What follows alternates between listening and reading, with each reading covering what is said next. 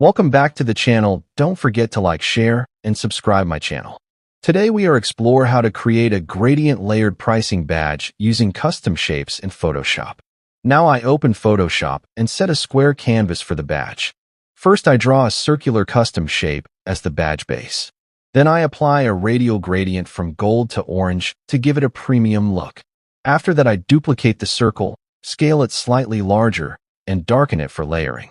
Now I add a thin stroke using layer styles to define the edge. Next I apply inner shadow and subtle bevel for a 3D feel. Then I place small accent shapes around the badge for decoration. After this I adjust gradient balance and shadows carefully. Finally I zoom out and polish the badge until it feels rich and professional.